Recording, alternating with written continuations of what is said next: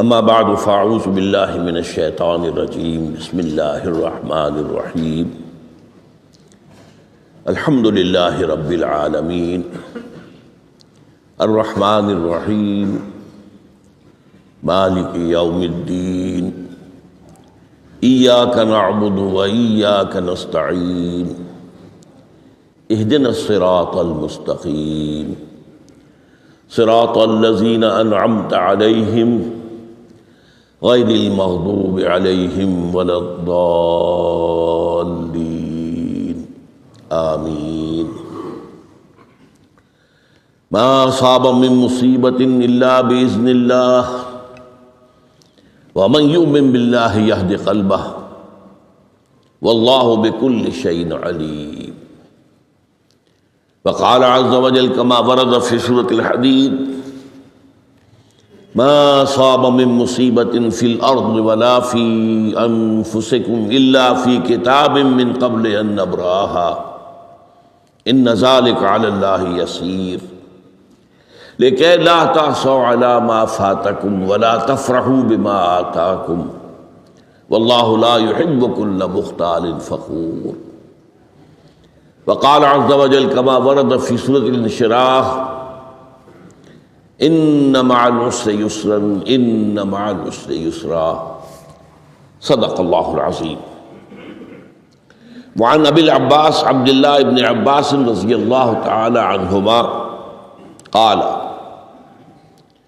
كنت خلف النبي صلى الله عليه وسلم يوما فقال یا غلام انی اعلمک بکلمات احفظ اللہ یحفظک احفظ اللہ تجدہ تجاہک اذا سألت فاسأل اللہ واذا استعنت فاستعن باللہ واعلم ان الامة لو اجتمعت على ان ينفعوك بشيء لم ينفعوك الا بشيء قد كتبه الله لك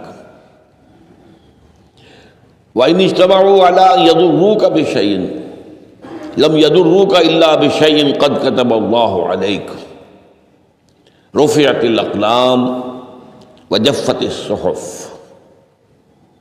رواه الترمذی رحمہ اللہ وقال حدیث حسن صحیح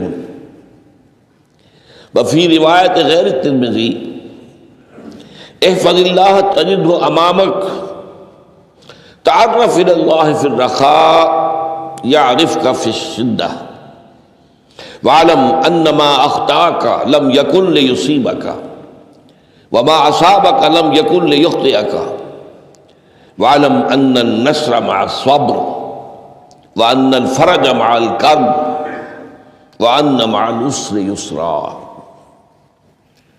رب اشرح لي صدری ویسر لي امری واحلل عقدۃ من لسانی یفقهوا قولی اللہم ربنا الہمنا رشدنا واعذنا من شرور انفسنا اللہم ارنا الحق حقا وارزقنا اتباعہ وارنا الباطل باطلا وارزقنا اجتنابہ آمین یا رب العالمین. یہ حدیث نمبر 19 اربعین نبوی کی روح دین کے اعتبار سے ایک بہت ہی اہم مسئلے سے بحث کرتی ہے. اس کے راوی ہیں حضرت عبداللہ ابن عباس جن کی کنیت ہے ابو العباس، یعنی ان کے والد کا نام بھی عباس ہے، ان کے بیٹے کا نام بھی عباس ہے. عن ابی العباس عبداللہ ابن عمر ابن عباس رضی اللہ تعالی عنہما. تو اس میں چونکہ جیسا کہ میں نے عرض کیا کہ استعانت باللہ، مدد مانگنی ہو تو صرف اللہ سے مانگو، یہ دین کی روح کا ایک بہت اہم مسئلہ ہے، بہت اہم موضوع روح دین. میں نے اسی لیے آج سورہ فاتحہ کی تلاوت کی شروع میں کہ اس مسئلے کی اہمیت جو ہے اس کا آپ کو اندازہ ہو جائے. سورہ فاتحہ جو ہماری نماز کا جزو لازم ہے، حدیث نبوی ہے لا صلاۃ لمن لم یقرأ بفاتحۃ الکتاب، سورہ فاتحہ کے بغیر کوئی نماز نہیں. ہر رکعت میں ہم پڑھتے ہیں. یا یہ دوسری بات ہے، فقہ حنفی کے مطابق امام پڑھتا ہے اگر جہری انداز میں تو گویا کہ پوری جماعت کی طرف سے ادائیگی ہوئی، لیکن اس پہ اتفاق ہے کہ سورہ فاتحہ ہی اصل نماز ہے۔ اسی لیے ایک حدیث میں جو مسلم شریف میں آئی ہے حضرت ابو ہریرہ سے، سورہ فاتحہ کی تجزیہ کیا گیا ہے مضامین کا، اور وہ حدیث قدسی ہے۔ قسمت الصلاۃ بینی و بین عبدی نصفین، اللہ فرماتا ہے میں نے نماز کو اپنے اور اپنے بندے کے درمیان برابر برابر تقسیم کر دیا۔ بندہ کہتا اب اس کے بعد ساری تفصیل سورہ فاتحہ کی ہے۔ صلاۃ کہا، قسمت الصلاۃ بینی و بین عبدی نصفین، تو ہم تو صلاۃ میں سورہ فاتحہ بھی ہے، پھر اس کے بعد کچھ ہم اور قرآن مجید کی آیتیں پڑھتے ہیں، پھر رکوع بھی ہے، پھر سجود بھی ہے، قیام بھی ہے اور قاعدہ بھی ہے، سب ہے۔ صلاۃ تو منہ کا، لیکن یہ کہ اصل صلاۃ سورہ فاتحہ۔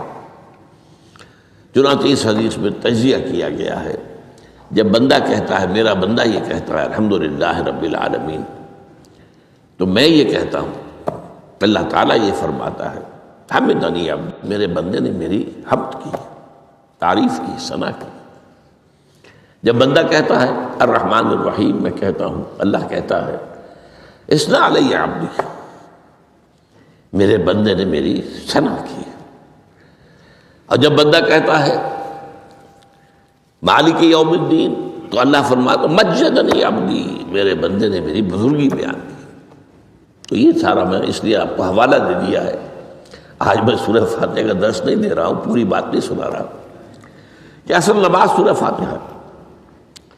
اب سورہ فاتحہ میں 7 آیتیں ہیں اور عجیب ترتیب ہے، 3 آیتوں پر ایک جملہ بنتا ہے، الحمدللہ رب العالمین الرحمن الرحیم مالک یوم الدین، آیتیں 3 جملہ 1۔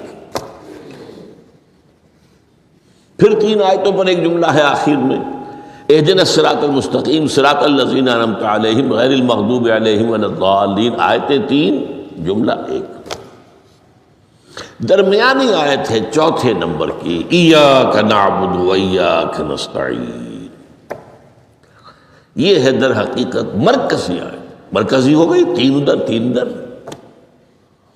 پھر وہ 3 ایک جملہ، آخری 3 ایک جملہ، اور یہ ایک آیت میں 2 جملے ہیں۔ ایاک نعبد بھی مکمل جملہ ہے، وہ ایاک نستعین بھی مکمل جملہ ہے، اور یہیں پر سورہ فاتحہ کی وہ تقسیم ہوتی ہے آدھی، 3.5 آیتیں ادھر ہیں، الحمدللہ رب العالمین الرحمن الرحیم مالک یوم الدین ایاک نعبد۔ اب واو آ گیا، یہ واو ایسے ہے جیسے کہ آپ ترازو کو پکڑتے ہیں، مٹھ اس کی جو ہے۔ اب 3.5 آیتیں ہیں، وَإِيَّاكَ نَسْتَعِينُ اهْدِنَا الصِّرَاطَ الْمُسْتَقِيمَ صِرَاطَ الَّذِينَ أَنْعَمْتَ عَلَيْهِمْ غَيْرِ الْمَغْضُوبِ عَلَيْهِمْ وَلَا الضَّالِّينَ۔ یہ جو مرکزی آیت ہے، اس میں 2 باتوں کا ذکر ہے۔ ایاک نعبد، ایک تو ہم اقرار کرتے ہیں کہ اللہ ہم صرف تیری ہی بندگی کرتے ہیں اور کرتے رہیں گے، یہ حال اور ماضی، حال اور مستقبل دونوں کو محیط ہے۔ اور دوسرا وَإِيَّاكَ نَسْتَعِينُ، اور صرف تجھ ہی سے مدد مانگتے ہیں اور مانگتے رہیں گے۔ یہ گویا کہ دین کا ایک مرکزی نقطہ ہے، جو صلاۃ کا مرکزی نقطہ ہے، وہی در حقیقت دین کا مرکزی نقطہ ہے۔ اب ہم اس پر غور کر چکے ہیں، 40 نبوی کی حدیث نمبر 3 جو ہے وہ اس پر ہے، ایاک نعبد۔ اس میں گفتگو ہو چکی ہے تفصیل سے کہ عبادت کا تصور کیا ہے، جس کے لیے انسان کو پیدا کیا گیا، وما خلقت الجن والانس الا لیعبدون، اور تمام رسولوں کی دعوت کا مرکزی نقطہ ان اعبدوا اللہ ما لکم من الہ غیرہ، زندگی آمد برائے بندگی، زندگی بے بندگی شرمندگی۔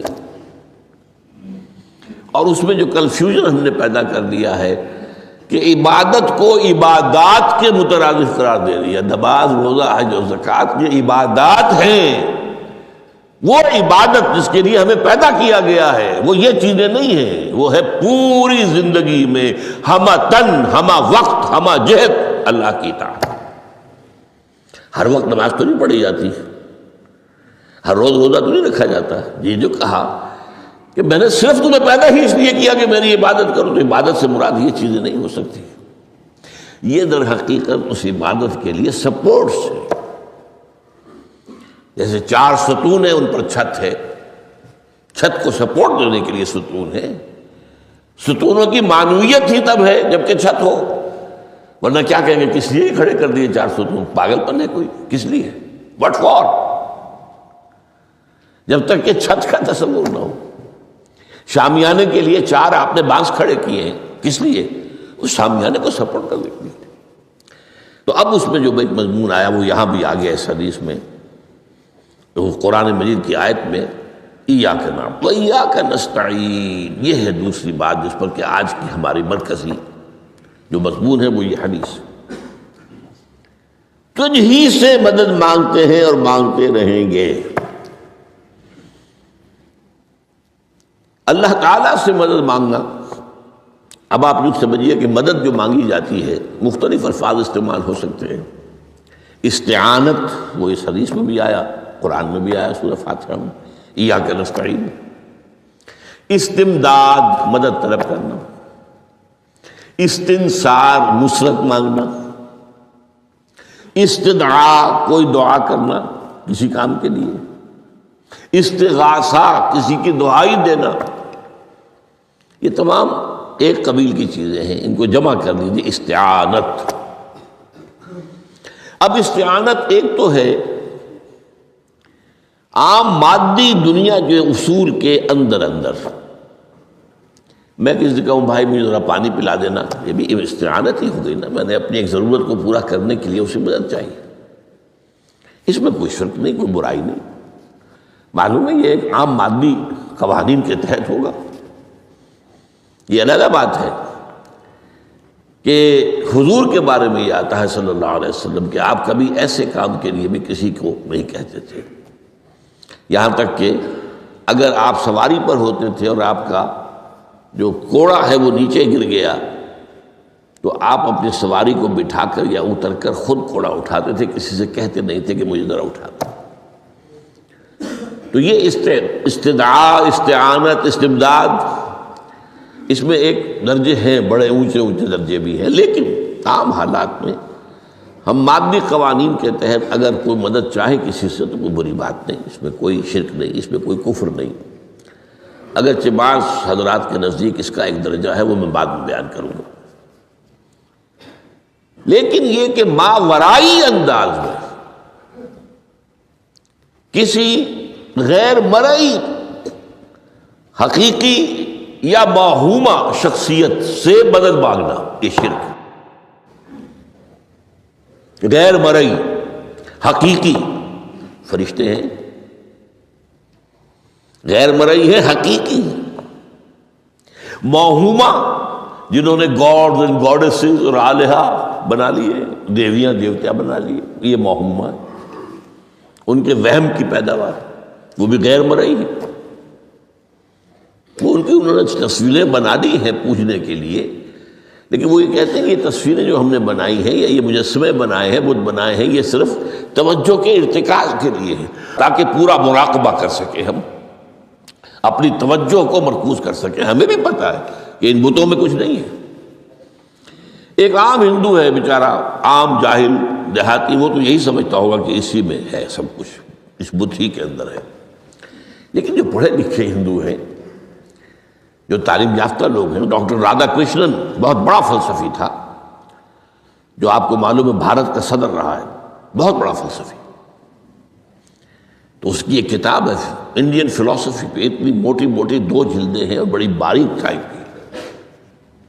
اس میں اس نے کہا کہ ہم ان بتوں میں کچھ نہیں سمجھتے، یہ تو صرف کنسنٹریشن، توجہ کو مرکوز کرنے کے لیے ہم نے ان کو بنا لیا ہے تاکہ ان کے ساتھ ایک ذہنی اور روحانی رشتہ قائم کرنے کے لیے اپنی توجہات کو مرکوز کر سکیں.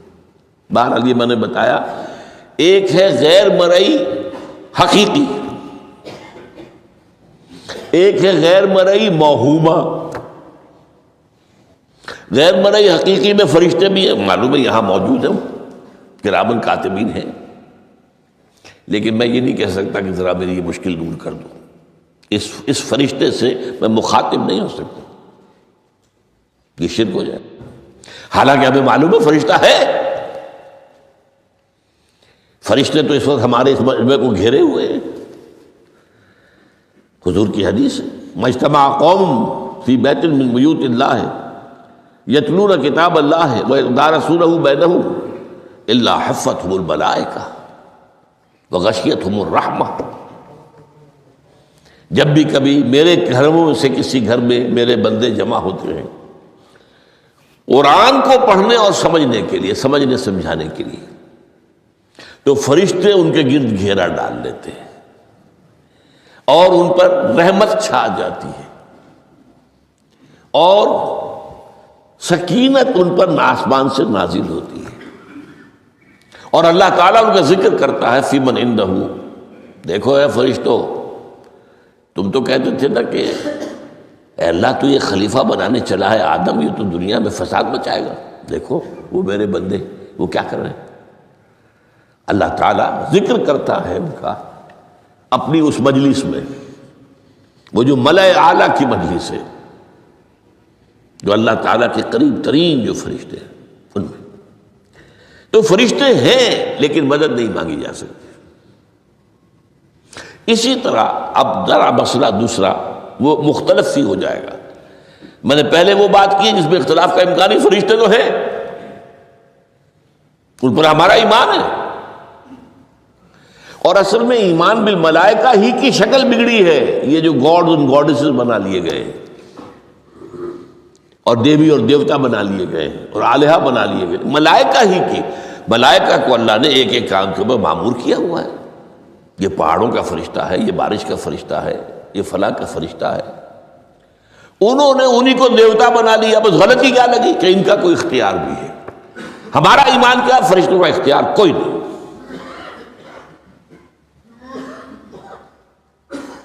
یفعلون ما یؤمرون، جو اللہ حکم دیتا ہے کرتے ہیں، ان کا کوئی اختیار نہیں۔ بس یہ باریک سا پردہ ہے، یہی ایمان بالملائکہ بن گیا ہے، دیویوں دیوتاؤں کی شکل اختیار کی۔ عرب کے لوگ خدا کی بیٹیاں کہتے تھے ان کو، یہ فرشتے خدا کی بیٹیاں ہیں، ان کے نام پر لات، یہ مؤنث نام ہے، لات، عزا عزیز کا مؤنث ہے، منات یہ سب مؤنث نام ہے، یہ دیویاں ہیں، یہ اللہ کی بیٹیاں ہیں، فرشتے ہیں اصل۔ تو میں نے کہا کہ پہلے میں نے بات کی ہے وہ غیر مرئی کہ جو یقینی ہیں، متفق علیہ ہیں، فرشتے ہیں۔ ایک ہے مختلف فی، وہ یہ ہے کہ اولیاء اللہ کی ارواح بھی، ان کو بھی یہ، اگر یہ قول امام الہند شاہ ولی اللہ دہلوی کا نہ ہوتا تو میں کبھی اس کو تسلیم نہ کرتا۔ ان کا قول ہے کہ اللہ تعالیٰ اپنے جو بڑے محبوب بندے ہوتے ہیں ان کے انتقال کے بعد ان کی ارواح کو بھی فرشتوں کے جو درجہ اسفل ہے، سب سے نچلے درجے کے جو فرشتے ہیں ان میں شامل کر دیتے ہیں، اور اللہ کے احکام کی جیسے تنفیذ وہ فرشتے کرتے ہیں وہ بھی کرتے ہیں۔ اب یہ مختلف فی مسئلہ ہو گیا، سب کے نزدیک نہیں ہے ایسا، لیکن یہ کہ بعض کے نزدیک شاہ ولی اللہ کہہ رہے ہیں تو اس کو تو ہم اٹھا کر ردی کی ٹوکری میں تو نہیں پھینک سکتے بات، لیکن ان کو بھی نہیں پکارا جائے گا، وہ ہے، وہ بھی اللہ کی سول سروس کے اندر بھرتی ہو گئے۔ سول سروس ہے نا، اس کے کارڈرز ہیں ہمارے ہاں۔ پٹواری سے آپ چلیں گے تو ریونیو کا محکمہ جو ہے، پٹواری پر گردابر اور گردابر سے گردابر، قانون گو اور اس سے اوپر اور نائب تحصیلدار، یہ چلے گا۔ تو فرشتوں کے بھی گریڈ ہیں، طبقہ اسفل، طبقہ اعلیٰ۔ تو اگر اللہ تعالیٰ اپنے نیک بندوں کی ارواح کو بھی اس میں شامل کر دے تو ہمیں کیا اعتراض ہے، اور اس کو ماننے سے کوئی شرک لازم نہیں آئے گا۔ ہاں انہیں پکارو گے تو شرک لازم آ جائے گا۔ بات سمجھ رہے ہیں؟ باریک فرق۔ فرشتوں کو مانتے ہیں، پکار نہیں سکتے، مدد نہیں مانگ سکتے۔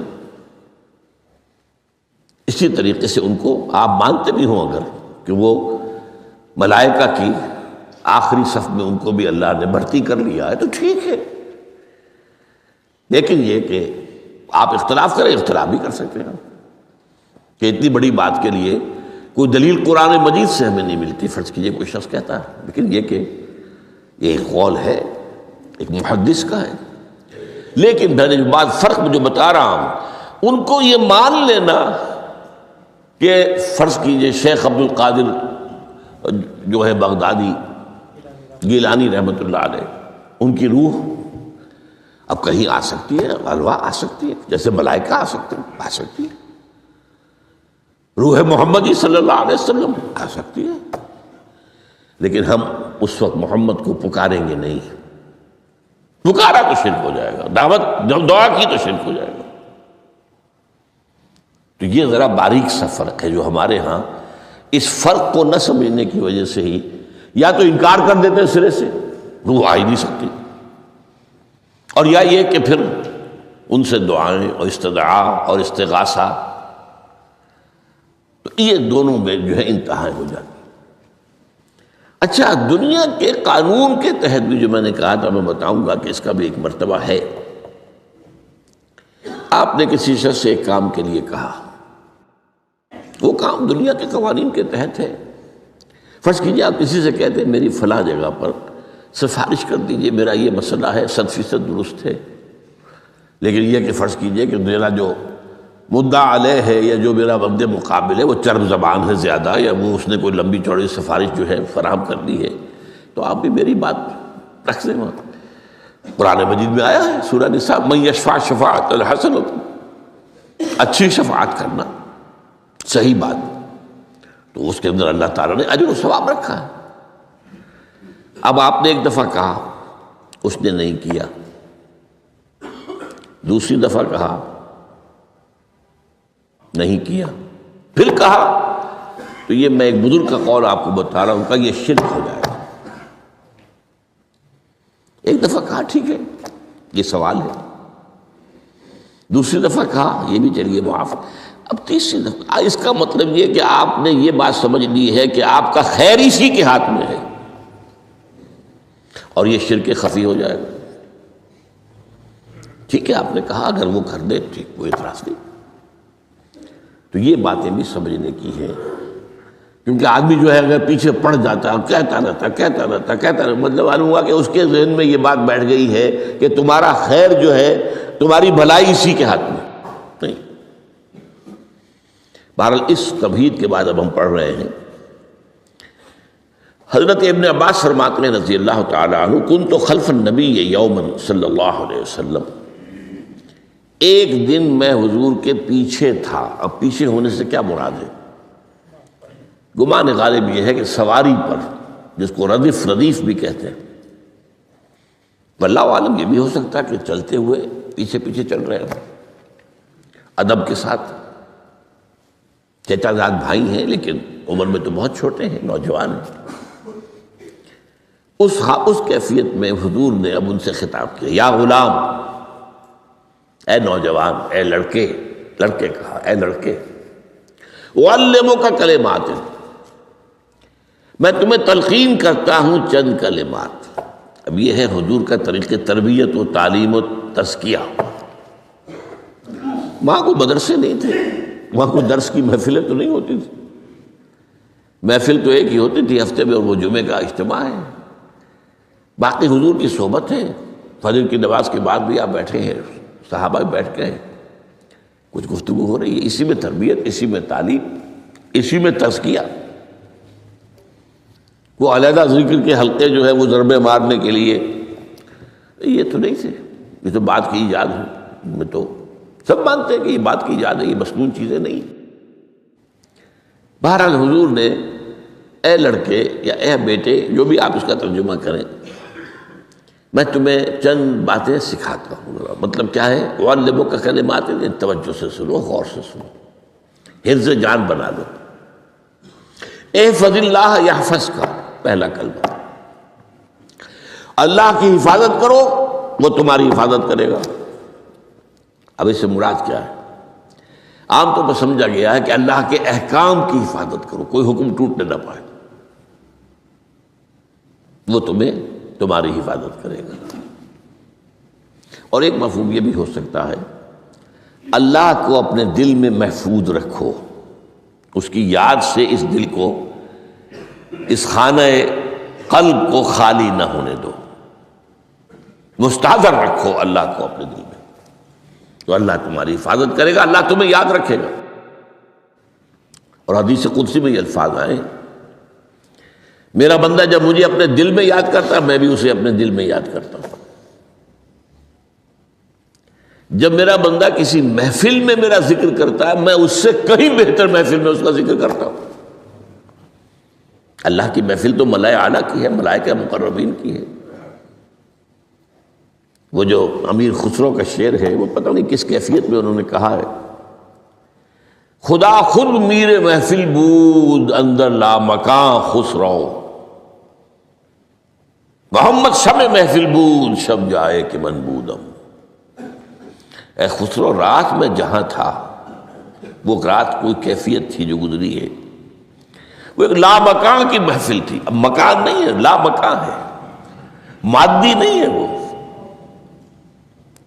اس کی محفل میں میر محفل اللہ تھا اور شمع محفل محمد تھے صلی اللہ علیہ وسلم۔ خدا خود میر محفل بود اندر لامکان خسرو، محمد شمع محفل بود شب جائے کہ من بودم۔ بہرحال اللہ کو تم اپنے دل میں مستحضر رکھو، اللہ تعالیٰ تمہیں بھی یاد رکھے گا۔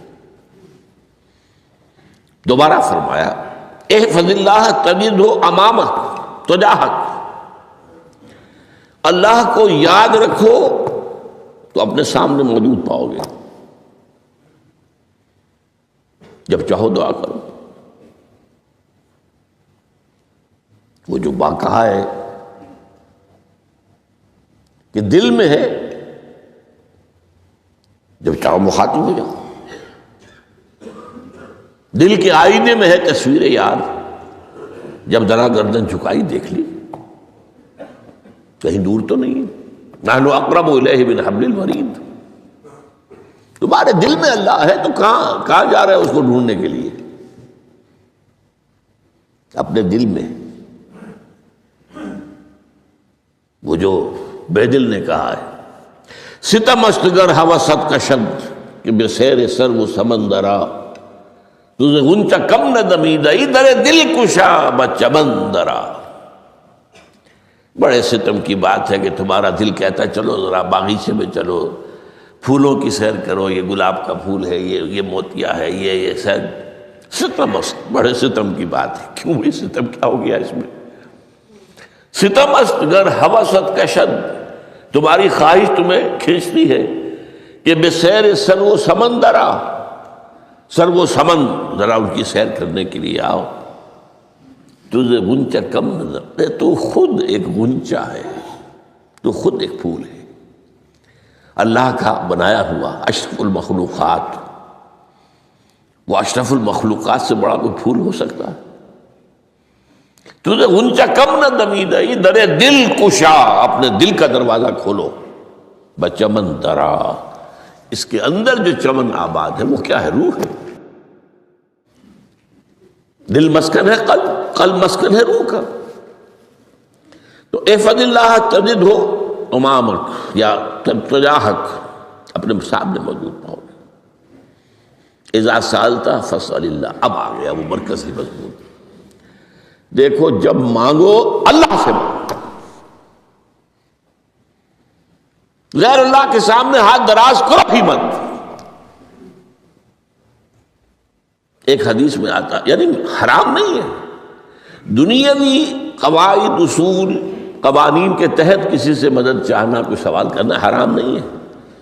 وہ تو میں نے کہا کہ اس پر اصرار آپ کریں گے تو اس میں بو پیدا ہو جائے گی، بدبو پیدا ہو جائے گی شرک کی، لیکن آپ سوال کریں، مدد لیں، اسی پر دنیا قائم ہے، ایک دوسرے کے ساتھ تعاون کے ساتھ۔ لیکن اونچا مقام کیا ہے؟ کسی سے سوال مت کرو سوائے اللہ کے، یہاں تک کہ جوتے باندھنے کا تسمہ تمہیں درکار ہے تو بھی کسی سے مت مانگو، اللہ سے مانگو۔ کیا پتہ اللہ کس کے دل میں ڈال دے اور وہ آ کے تمہیں تسمہ پیش کر دے۔ ہوتا ہے ایسا، بسا اوقات ہوتا۔ جو اللہ کے ساتھ لو لگا کر رکھنے والے ہیں ان کے تو ایسے واقعات ہوتے ہیں کہ دل میں ایک بات آئی اور اس کے بعد وہی بات جو ہے وہ کوئی شخص آ گیا اور اس نے وہ بات پوری کر دی۔ کیونکہ لوگوں کے دل جو ہے وہ تو اللہ کے دو انگلیوں کے مابین جسے چاہتا پھیر دیتا ہے۔ کیا پتہ اللہ کسی فرشتے کو انسانی شکل میں بھیج دے۔ آتا ہے فرشتہ، آتا ہے انسانی شکل میں آتا ہے، آپ کی تکلیف کو رفع کر دے، آپ کی ضرورت کو پورا کر دے، اسی سے مانگو، کسی اور سے مت مانگو۔ یہ ہے توحید کا لب لباب۔ یوں سمجھیے اسلام کی جڑ کیا ہے؟ ایمان۔ اسلام کا جو خارجی نظام عمل ہے، انفرادی اعمال ہو اجتماعی ہو، ان سب کی روح رواں کیا ہے؟ ایمان۔ ٹھیک، ایک بات ہو گئی۔ ایمان کا خلاصہ لب لباب کیا ہے؟ ایمان باللہ۔ جیسے ایمان بالآخرہ بھی ہے، ایمان بالملائکہ ہے، ایمان بالانبیاء ہے، ایمان بالرسل ہے، ایمان بالکتب ہے، ایمان بالقلب ہے، لیکن اصل ایمان، اسی لیے ایمان مجمل میں آپ کو معلوم ہے کسی اور چیز کا ذکر نہیں۔ آمنت باللہ کما ہوا باسمائہ وصفاتہ وقبلت جمیع احکامہ اقرار باللسان وتصدیق بالقلب۔ یہ ایمان مجمل ہے، اجمالی طور پر ایمان اس کا نام ہے۔ ہاں مفصل تفصیلی طور پر آمنت باللہ وملائکتہ وکتبہ ورسلہ والیوم الآخر والقدر خیرہ وشرہ من اللہ تعالی والبعث بعد الموت۔ تو اسلام کی جڑ ایمان، اور اسلام کا سارا جو نظام عمل ہے، چاہے انفرادی اعمال ہو چاہے اجتماعی، ان سب کی روح رواں ایمان، اور ایمان کا خلاصہ ایمان باللہ۔ اور ایمان باللہ کا اصل حاصل وہ ہے جو اس حدیث میں آ رہا ہے۔ اس کے دو ہیں تقاضے، عبادت صرف اسی کی، استعانت صرف اسی سے۔ اس لیے میں نے سورہ فاتحہ کا تذکرہ شروع میں کیا۔ یہ عبادت کا جوہر ہے، عبادت کا جو ہے یہ ایمان کا حاصل، عبادت صرف اس کی ہے اور استعانت صرف اس سے۔ استعانت ہی میں سوال بھی آ گیا، یہ بھی مدد ہے۔ آپ کسی سے کچھ مدد مالی چاہ رہے ہیں یا کوئی اور مدد چاہتے ہیں، کسی کام میں مدد چاہتے ہیں، جیسے میں نے کہا تھا کہیں سفارش کرانا چاہتے ہیں، یہ بھی مدد ہے۔ وَإِذَا اسْتَعَنْتَ فَاسْتَعِنْ بِاللَّهِ، اور جب مدد مانگو صرف اللہ سے مانگو۔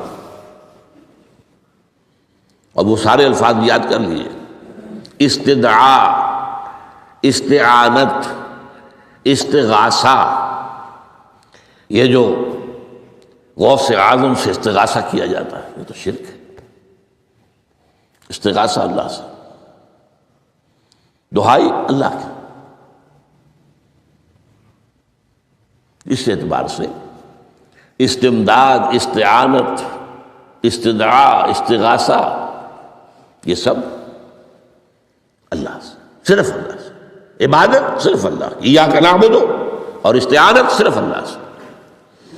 اذا سألت فاسأل اللہ واذا استعنت فاستعن باللہ واعلم۔ اب یہ جو آخری ٹکڑا آ رہا ہے، حدیث نمبر 4 تھی وہ عبداللہ ابن مسعود رضی اللہ تعالیٰ عنہ، اس میں بھی مضمون جو آیا وہ یہاں پر دوبارہ آ رہا ہے۔ وعلم، اور اے میرے بیٹے، میرے بچے، اے عزیز، علم، جان لو، ان الامت لو اجتمعت علی ان ينفعوک بشیء، اگر سب لوگ جمع ہو کر چاہیں کہ تمہیں کسی شے کا نفع پہنچا دیں، کوئی فائدہ پہنچا دیں، لن ينفعوک الا بشیء قد کتبہ اللہ لک، نہیں پہنچا سکتے وہ تمہیں کوئی نفع مگر صرف وہی جو تمہارے لیے اللہ نے لکھ دیا۔ پھر کیوں مانگو ان سے؟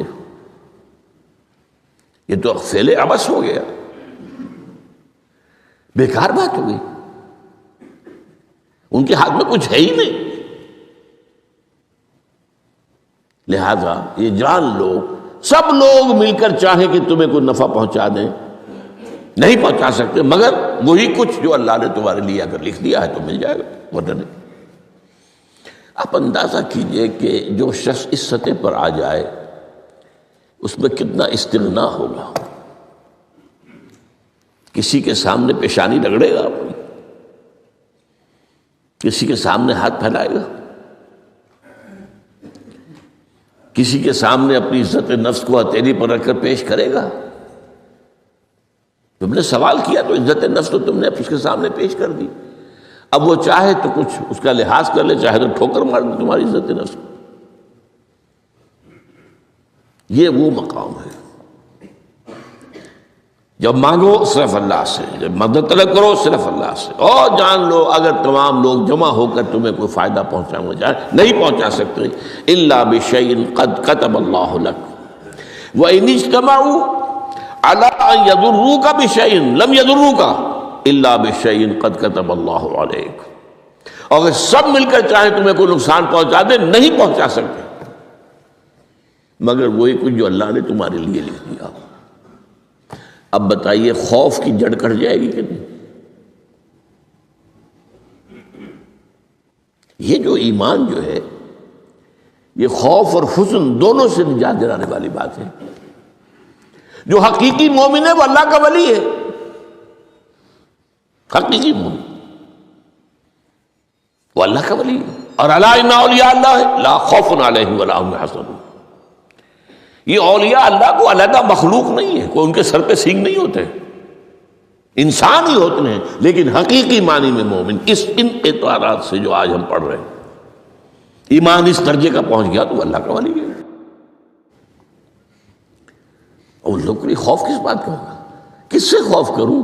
اس کے ہاتھ میں کچھ ہے ہی نہیں، اور اگر کچھ اللہ نے میرے لیے لکھ دیا وہ آ کر رہے گا، چاہے میں لاکھ گڑ گڑاؤں اس کے سامنے کہ مجھے چھوڑ دے، اگر اللہ نے لکھا وہ آئے وہ تو آئے، تو کاہے کو اس کے سامنے گڑ گڑانا، کاہے کو جبسائی کرنا اس کے سامنے، اور کسی کے ہاتھ میں کچھ ہے ہی نہیں، میرا خیر ہے ہی نہیں، کاہے کو خوشامد کروں اس کی۔ اور سنیے،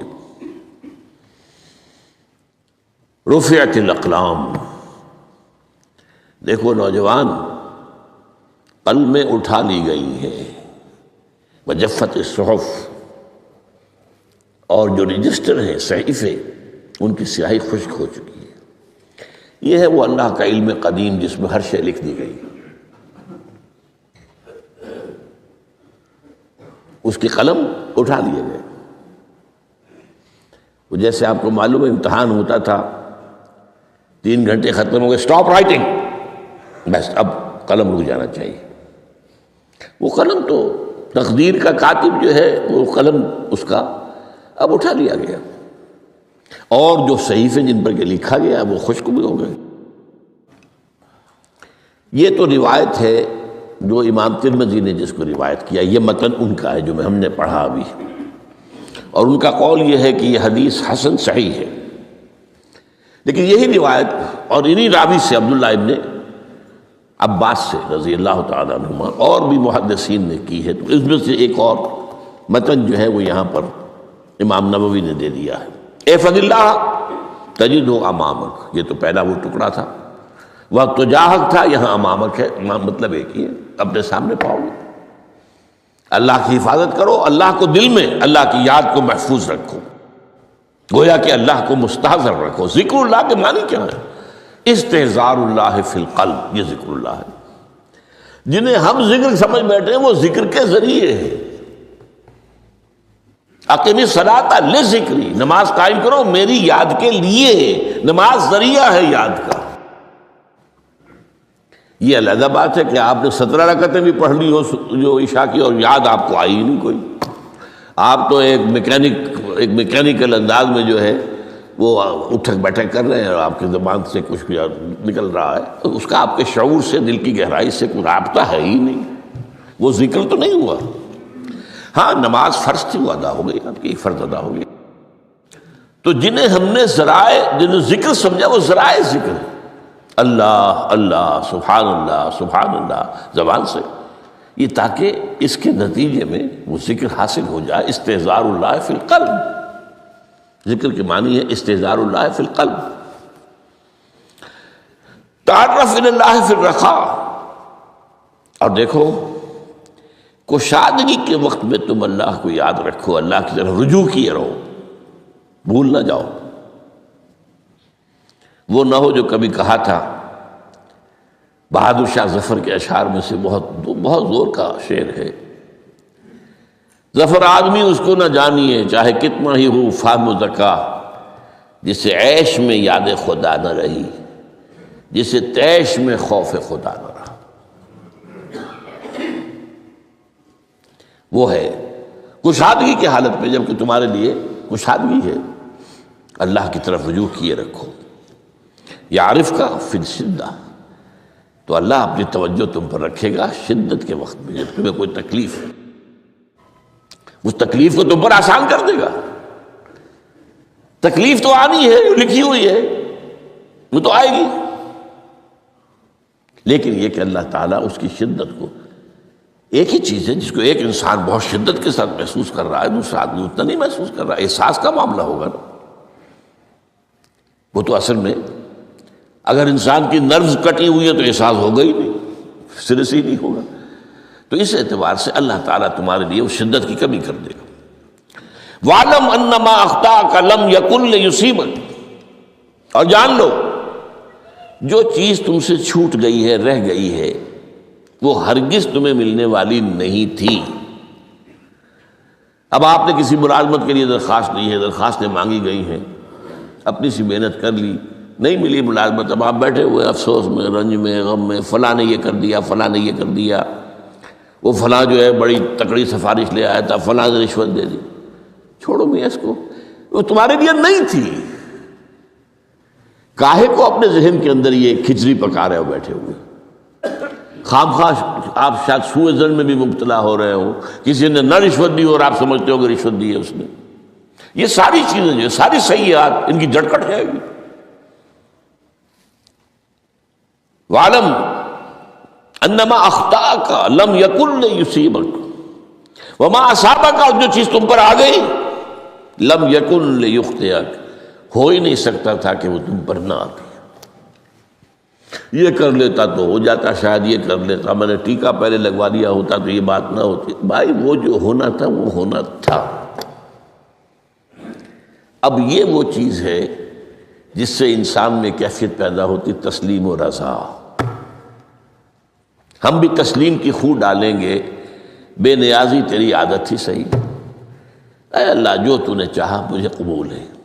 اسی لیے میں نے آپ کو آیتیں سنائیں سورہ تغابن کی، ما اصاب من مصیبت الا باذن اللہ، کوئی مصیبت نہیں آتی مگر اللہ کے اذن سے۔ ومن یؤمن باللہ یہد قلبہ، جو اللہ پر ایمان رکھتا ہو اللہ اس کے دل کو ہدایت دے دیتا ہے۔ ہدایت کس بات کی؟ تسلیم و رضا۔ ستمست گر حوست کشد کہ میں سر سلو سمندرا، نہیں یہ دوسرا شعر میں پڑھنا چاہتا تھا۔ سر دوستاں سلامت کہ تو خنجر آزمائی، نہ شبد نصیب دشمن کے شبد ہلاکے تیغت۔ اے اللہ تیری طرف سے ہے، مجھے قبول ہے، اور بظاہر مجھے تکلیف ہو رہی ہے لیکن یقیناً اس میں میرا کوئی خیر ہے۔ یدک الخیر، تیرے ہاتھ میں تو خیر ہی خیر ہے، جو بھی تیری طرف سے آئے۔ سر تسلیم خم ہے جو مزاج یار میں۔ اور یہ مضمون جو ہے زیادہ بڑے پیمانے پر سورہ حدید میں آیا ہے۔ ما اصاب من مصیبت فی الارض ولا فی انفسکم الا فی کتاب من قبل ان نبرأہا، کوئی مصیبت نہیں آتی نہ تمہاری جانوں میں نہ زمین میں، زمین میں زلزلہ آ جانا، سیلاب آ جانا، کچھ اور زمین کا دھنس جانا، یا یہ ہے کہ تمہاری جانوں میں کوئی بخار ہو گیا، کوئی اور تکلیف ہو گئی، اچانک معلوم ہوا کہ صاحب جو کینسر ہے، اور کینسر بھی اب 3rd سٹیج کو پہنچ چکا ہے، لیکن جو بھی آیا ہے وہ اللہ کے علم قدیم کی کتاب میں پہلے سے لکھا ہوا ہے۔ فی کتاب من قبل ان نبرأہا، یہ ایک کتاب میں درج ہے اس سے پہلے کہ ہم اسے ظاہر کریں۔ اس کا نتیجہ کیا نکلنا چاہیے؟